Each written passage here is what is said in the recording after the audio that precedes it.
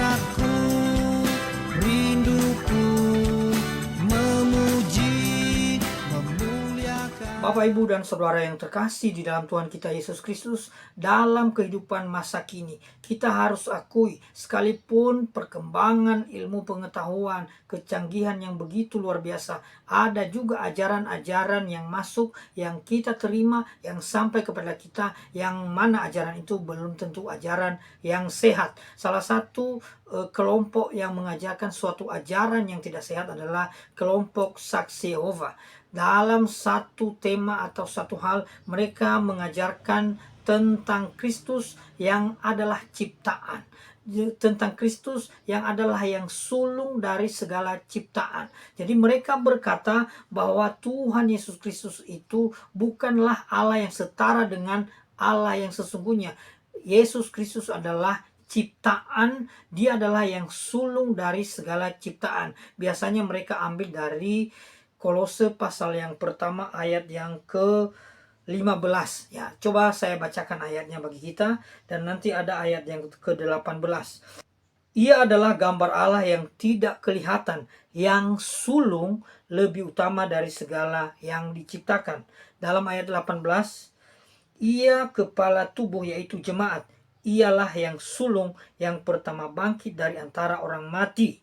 Nah, jadi disebutkan situ ia yang adalah Kristus Yesus sendiri, dialah yang sulung, yang pertama-tama diciptakan menurut konsep yang mereka ajarkan. Akhirnya ajaran-ajaran ini masuk di antara kita, dan kita mulai meragukan kealahan daripada Tuhan Yesus Kristus. Apakah demikian memang kebenaran ini bisa kita terima? Apakah Kristus benar-benar diciptakan dan dia memang ikut mencipta setelah dia diciptakan? Jadi konsepnya begini, Allah Bapa atau Allah yang sesungguhnya menciptakan Tuhan Yesus Kristus. Lalu melalui Tuhan Yesus Kristus dan oleh Tuhan Yesus sendiri atau dia sendiri yang menciptakan segala sesuatu. Dan tidak ada segala sesuatu itu yang tercipta tanpa dia ciptakan. Itu di dalam ayat 16 ya. Karena di dalam dialah telah diciptakan segala sesuatu yang ada di surga dan yang ada di bumi, dan seterusnya dan seterusnya. Apakah ajaran ini layak kita terima? Saya mau sampaikan ini sesuatu yang tidak benar. Sebab apa? Coba kita bahas dan coba kita teliti berdasarkan konteks-konteks yang dibicarakan di dalam Kolose pasal yang pertama ini, ayat yang 15 dan seterusnya dan seterusnya. Disebutkan di situ ia, yaitu Kristus itu adalah gambar Allah yang tidak kelihatan. Jadi gambar di situ bukan hanya sekedar jiplakan, menunjukkan bahwa dia adalah Allah yang sesungguhnya itu. Dia adalah Allah, dan disebutkan di situ dia adalah kepala di dalam ayat 18. Dia yang telah menciptakan segala sesuatu. Karena seluruh kepenuhan Allah berkenan diam di dalam dia. Itu di dalam ayat 19. Dan di ayat 20 disebut, dan oleh dialah ia telah mendamaikan segala sesuatu dengan dirinya. Jadi sesungguhnya yang dimaksud dengan yang sulung di sini nanti dikemukakan di bagian-bagian yang lain, bahwa dia yang sulung yang pertama bangkit dari semua orang. Jadi dia yang sulung yang pertama bangkit. Apakah dia yang pertama bangkit? Ada orang di dalam perjanjian lama pertama lebih duluan bangkit. Tetapi apa maksudnya? Ini berhubungan dengan keutamaan dan keunggulan Tuhan Yesus Kristus. Inilah sebenarnya arti daripada yang sulung itu. Bukan berarti dia yang pertama diciptakan. Bukan, sama sekali bukan.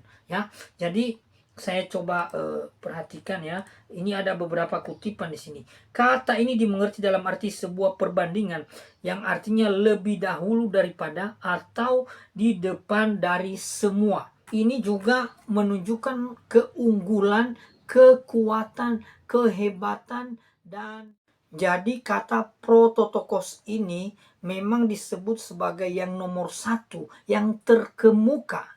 Contohnya dalam kehidupan sehari-hari. Di Indonesia, orang nomor satu adalah presidennya. entah zaman Pak SB-nya, entah zaman Pak Jokowi adalah Jokowinya, atau zaman sekarang Pak Prabowo, berarti dia adalah orang nomor satu. Ini tidak berarti bahwa dia yang paling pertama lahir. Ini tidak berarti bahwa dia yang paling tua, yang tertua. Tetapi orang yang terkemuka, orang yang kedudukannya tertinggi. Inilah maksudnya prototokos ini. Bahwa Kristus adalah yang terkemuka. Kristus adalah yang menjadi pusat. Kristus adalah yang Allah yang berdaulat, yang berkuasa, dan dialah yang layak disembah, dialah yang layak dipuji untuk selama-lamanya. Saya coba baca beberapa pernyataan seperti Donald Guthrie mengatakan bahwa sangat jelas bahwa di sini Paulus menempatkan Kristus sebagai pusat dari penciptaan, dan Paulus sedang menegaskan keunggulan dari Kristus. Paulus tidak mungkin berkontradiksi dengan dirinya sendiri dalam satu kalimat. Jadi demikian juga ya, Charles Erdman mengatakan bahwa kata yang sulung mengandung dua arti, yaitu prioritas di dalam waktu dan keunggulan di dalam tempat atau posisi. Kristus berada sebelum ciptaan. Dia memegang secara bersamaan suatu tingkat dan kedudukan yang sulung, yaitu suatu tingkat yang berarti keutamaan dan kuasa. Bapak Ibu yang terkasih, ini sudah jelas-jelas. Jadi ini bukan berarti dia tidak layak disembah, dia ciptaan. Tidak sama sekali. Sebab apa yang sudah saya sampaikan tadi, berdasarkan kamus bahasa Yunani, prototokos itu pun sendiri memang ada arti literal dan ada arti figurasi yang mengacu kepada Kristus sebagai yang paling unggul, yang berkuasa, yang dahsyat, yang layak kita sembah, yang layak kita puji. Jadi kalau ada ajaran-ajaran sesat, kalau ada ajaran-ajaran yang masuk kepada kita, kita harus tolak. Kita tetap percaya Yesus Kristus adalah yang unggul. Dia bukan ciptaan, tetapi dia sendiri adalah pencipta, gambar Allah, dan dia adalah kepenuhan Allah sendiri yang bisa disaksikan, yang datang ke dunia ini. Amin Bapak Ibu.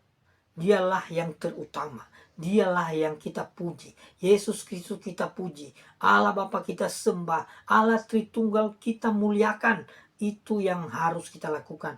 Itulah tujuan kehidupan ini. Maka jangan ragu, jangan sangsi. Kita sembah Yesus Kristus, Allah Bapa dan Allah Roh Kudus. Kita memuji memuliakan Allah Tritunggal selama-lamanya. Amin. Hidup hasratku, rinduku, memuji, memuliakan